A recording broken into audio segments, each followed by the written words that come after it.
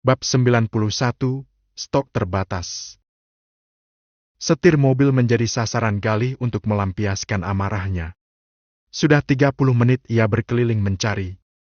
Namun, sang kekasih tak kunjung ia temukan. Puluhan kali pula ia menghubungi nomor Riana, akan tetapi tak juga mendapat jawaban. Kini, Galih hanya berharap menemukan Riana di antara orang-orang yang ia lihat di sisi jalan. Ah, sial! Lagi-lagi ia memukul setir. Kenapa aku bisa lupa? Galih baru teringat akan sesuatu. Beberapa hari sebelumnya ia diam-diam memasang GPS ke ponsel Riana, sehingga dapat memantau keberadaan wanita itu kapan saja. Dalam hitungan menit, Galih sudah menemukan titik terang tentang keberadaan Riana, yang ternyata tidak begitu jauh dari lokasinya sekarang. Pedal gas pada kakinya ia tekan kuat, membuat mobil melaju cepat menerobos jalan. Gumpalan kesal merasuk ke hati Galih atas keras kepalanya Riana. Ia bahkan tak menghubungi Galih sedikit pun meskipun dalam keadaan kesulitan seperti saat ini. Jadi aku dianggap apa selama ini? Apa dia pikir akan selalu bisa mengatasi semuanya sendirian? Ia bergumam kesal sambil berencana dalam hati akan memarahi Riana begitu bertemu nanti. Galih menajamkan indera penglihatan. Kepalanya menoleh ke kanan dan kiri demi menemukan sosok yang dicari. Menurut keterangan yang tertera pada layar ponsel, Riana berada di daerah ini. Tapi di mana dia? Ia menepikan mobil, lalu turun dan mengamati keadaan sekitar. Suasana malam itu tampak sunyi dan hanya sesekali kendaraan melintas. Selain itu, hanya ada sebuah bangunan besar yang sedang dalam tahap renovasi. Riana, kamu di mana? Teriak Galih memanggil. Sesekali ia tampak melirik ke layar ponsel demi memastikan tidak salah melihat titik keberadaan Riana. Berjalan mondar-mandir di sekitar sambil mencari. Hingga akhirnya, samar-samar suara jeritan seorang wanita yang berasal dari bangunan kosong di depan tertangkap oleh telinga Galih. Riana! Panggil Galih. Secepat kilat ia menerobos mencari sang kekasih. Suasana di dalam gedung tampak temaram dengan pencahayaan seadanya. Riana! Suara teriakan Galih menggema. Matanya nyalang saat kembali mendengar suara jeritan dari salah satu sudut ruangan. Kakinya melangkah cepat menuju sumber suara. Amarah Galih pun seperti akan meledak saat melihat Riana dicengkeram oleh 3 pria dengan pakaian sedikit terbuka. Ada cairan merah mengalir di sudut bibirnya. Lepaskan, bangsat! Teriak Galih merangsek maju dengan kepalan tinju yang siap menghujam. Perkelahian tak terhindarkan. Galih harus menguras tenaga menghadapi 3 preman jalanan yang sedang berusaha melecehkan Riana. Beruntung Galih memiliki bekal ilmu bela diri, sehingga menghadapi penjahat kecil seperti mereka bukan sesuatu yang terlalu sulit baginya. Tak butuh waktu lama, 3 pria berandalan itu sudah tersungkur di lantai berdebu. Kemudian jatuh bangun untuk mempertahankan diri. Namun, sia-sia. Sebab serangan membabi buta dari Galih seperti sanggup meremukan tulang-tulang mereka. Tak ingin terlibat masalah lebih jauh, 3 pria itu segera bangkit dan berlari meninggalkan ruangan itu. Galih menatap Riana yang sudah tergeletak di lantai. Riana! Ia segera berjongkok meraih tubuh lemah itu dan memeluknya. Riana dalam keadaan tak sadarkan diri dengan beberapa lebam pada tubuhnya. Bangun, Riana! Berulang-ulang ia menepuk pipi dan mengguncang tubuh sang kekasih. Tetapi tak ada respon sedikit pun dari Riana. Apartemen menjadi tempat yang dipilih Galih untuk membawa Riana. Kini Riana sudah terbaring di tempat tidur dalam keadaan belum sadarkan diri. Galih menatapnya nanar, sambil membersihkan wajah wanita itu dengan handuk basah. Suara bel mengalihkan perhatian lelaki itu. Ia meletakkan wadah berisi air hangat ke meja dan segera beranjak menuju pintu. Sesuai dugaan, itu adalah Vero yang tadi diminta tolong Galih untuk memeriksa Riana. Sebenarnya apa yang terjadi? Tanya sang dokter tampak khawatir setelah mendengar cerita Galih di telepon tadi. Aku belum tahu bagaimana kejadian persisnya. Riana belum sadar. Terus di mana dia sekarang? Di kamar. Dokter Vero mengikuti di belakang punggung Galih. Begitu memasuki kamar, Vero menatap Riana yang sedang terbaring di tengah tempat tidur. Tak dapat dipungkiri ada rasa sakit. Ia pernah menyimpan harapan akan menjadi wanita pertama yang berbaring di sana. Aku akan periksa dulu. Ucapnya berusaha mengusir rasa sakit. Vero meletakkan tas miliknya ke meja dan mengeluarkan beberapa benda dari sana. Sementara Galih berjalan menuju lemari dan mengeluarkan setelan piyama miliknya. Bajunya Riana sobek dan kotor. Boleh minta tolong kamu sekalian gantikan? Pakai piyamaku dulu, soalnya pakaian Riana masih di mobil dan aku malas turun. Baiklah, sini. Meskipun ada cemburu melihat betapa khawatir dan perhatiannya Galih terhadap Riana, namun Vero berusaha menutupi. Aku tunggu di luar, ya? Vero mengangguk. Ketika Galih melangkah keluar dan menutup pintu, Vero tersenyum tipis. Ia menatap piyama milik Galih di pangkuannya.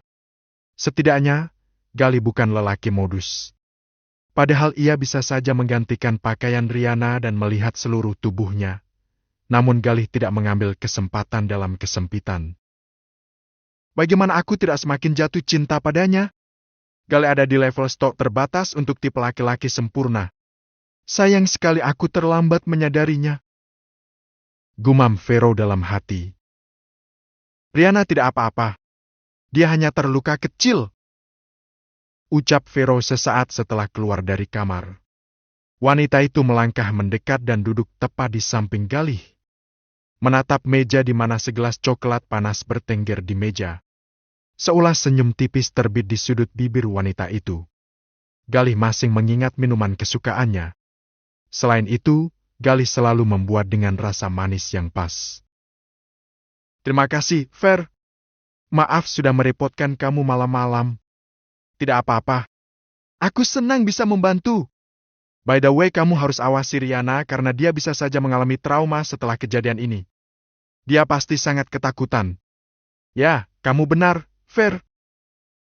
Vero menyeruput coklat panas buatan Galih. Boleh aku tanya sesuatu? Anggukan kepala dipilih Galih sebagai jawaban. Apa kamu benar-benar mencintai Riana? Kebisuan mendominasi selama beberapa detik usai pertanyaan itu terlontar. Galih meraih segelas kopi dan meneguknya secara perlahan. Menghembuskan napas panjang saat rasa hangat dari cairan hitam yang baru ditenggaknya menjalar ke seluruh tubuh. Percaya atau tidak, aku pernah sangat membenci Riana, bahkan ilfil. Aku merasa hanya laki-laki bodoh yang mau dengannya. Ingatan Galih berputar pada masa yang telah berlalu. Tapi suatu hari aku melihat dia dari sudut pandang yang berbeda. Dia hanyalah korban salah didik orang tuanya. Aku suka melihat caranya menebus kesalahan masa lalunya. Aku suka melihat setiap perubahannya dan aku kagum. Dari Rian aku belajar untuk setiap hari memperbaiki diri. Tidak masalah sejahat apa dia di masa lalu, yang penting adalah dia di masa sekarang. Kedua tangan Vero terangkat mengusap lelehan air mata. Ya, aku mengerti. Sekarang aku bisa tenang melepas kamu bersamanya. Terima kasih, Ver. Vero melirik angka ada yang 30 ditunjuk oleh langkah lagi jarum sudah jam boleh yang cash out. melingkar pada pergelangan tangannya. Berhati-hati. Waktu sudah Kenapa menunjukkan melintas jalan pukul tak 10 nampak malam. itu lampu syarat? Kalau begitu, aku akan pergi sekarang. Sampai jumpa. Galih mengantar kepergian Dokter Vero ke pintu. Tadinya ia ingin mengantar sampai parkiran, namun ditolak Vero. Sehingga Galih memilih kembali ke dalam. Galih membuka pintu dengan sangat hati-hati, agar suara pintu tidak sampai terdengar dan mengganggu Riana. Wanita itu tampak masih lelap dalam balutan selimut tebal. Perlahan ia menjatuhkan diri di tepi tempat tidur. Mengusap setiap helai rambut wanita itu. Maafkan aku, Riana. Aku sudah menempatkan kamu di posisi yang sulit. Galih merenung memikirkan cara melindungi Riana dari keluarganya. Waktu menunjukkan pukul 10 pagi ketika Galih tiba di kantor. Pagi ini ia agak terlambat karena harus membicarakan banyak hal dengan Riana. Rupanya hari ini kantor sedang kedatangan sang bos besar setelah libur beberapa minggu. Alfian sedang jenuh di rumah. Ia ada di ruangannya dengan ditemani Aileen. Galih menceritakan kejadian semalam. Tentang mamanya yang membeli rumah sewa Riana dan meminta sang pemilik rumah mengusir. Bukan hanya Alfian, Aileen pun merasa geram mendengar ucapan Galih. "Jadi kamu sudah bicara dengan Tante Indah?" tanya Alfian. Galih menggelengkan kepala. "Kenapa? Kalau aku jadi kamu, aku pasti sudah ngamuk," ujar Alfian, mengingat bagaimana dirinya dulu melawan keluarga Darmawan untuk mempertahankan Aileen. "Aku tidak punya kekuasaan seperti kamu. Kalau aku memberontak dan melawan, mereka hanya akan semakin menyudutkan Riana. Mama tetap akan berpikir aku melawan karena pengaruh Riana. Aku tidak mau Riana semakin dipandang buruk oleh mereka." Jawaban Galih memang masuk akal dan Alfian paham akan posisi saudara sepupunya itu. Tidak mudah bagi Galih untuk menghadapi keluarga Darmawan. "Apa boleh aku menemui Riana di sana?" tanya Aileen. "Sebaiknya jangan dulu. Biar Riana istirahat. Dia butuh sendiri dulu untuk sementara." Alam mulai diselimuti kegelapan saat Galih tiba di apartemennya. Di tangannya ada seikat bunga mawar merah dan juga beberapa makanan yang tadi ia beli dalam perjalanan pulang, sebagai persembahan untuk Riana. Ketika tiba di depan pintu, ia menekan beberapa angka pada panet yang membuat pintu terbuka. Galih celingukan mencari sang kekasih. Namun, tidak terlihat Riana di ruangan itu. "Mungkin masih di kamar." Galih melepas sepatu dan meletakkan di antara jejeran koleksi sepatu mahal miliknya. Lantas berjalan menuju kamar dengan membawa seikat bunga dan beberapa makanan kesukaan Riana. "Sayang, kamu di dalam?" panggil Galih sambil mengetuk pintu. Senyap. Tak ada sahutan dari dalam. Mungkin Riana sedang tidur. Begitu pikir Galih. Namun, setelah mengetuk beberapa kali, Galih tak kunjung menerima sahutan. Hal yang membuatnya memutar gagang pintu dan melongokkan kepala ke dalam. "Riana!" Pintu yang semula terbuka setengah itu kini terbuka lebar. Galih memasuki kamar dan tak menemukan Riana di dalam sana. "Kamu di mana, Riana?" Galih mulai panik. Ia mencari Riana kemana-mana. Dapur, balkon, dan kamar sebelah pun tidak ada tanda keberadaan wanita itu. Baru saja Galih meraih ponsel untuk menghubungi Riana. Namun, perhatiannya sudah tercuri oleh secari kertas putih yang terselip di bawah bingkai foto di meja. Galih benar-benar berharap ini bukan tanda perpisahan yang ditinggalkan Riana. Namun, pada kenyataannya tulisan tangan Riana yang mengisi kertas putih tersebut menciptakan sesak di dada. "Hai, Galih, aku pamit. Terima kasih untuk semua yang kamu berikan kepadaku selama ini.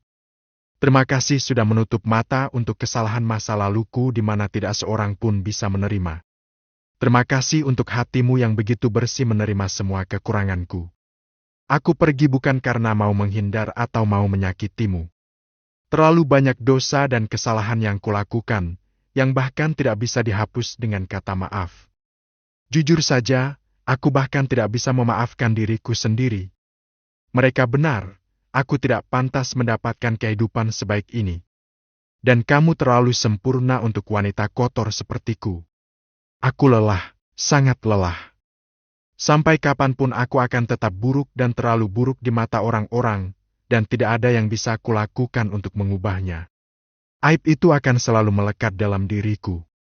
Karena itulah aku memutuskan untuk meninggalkan semua yang berhubungan dengan masa lalu. Aku hanya ingin melupakan semuanya, dan mulai hidupku yang baru di tempat yang baru, di mana tidak seorang pun mengenalku. Aku benar-benar ingin menjadi seseorang yang baru tanpa noda dari masa laluku. Dan itu hanya bisa kudapatkan di tempat yang baru. Kalau kamu menghargai perasaanku, tolong jangan mencari atau memintaku untuk kembali. Terima kasih dan selamat tinggal. Riana. Bersambung.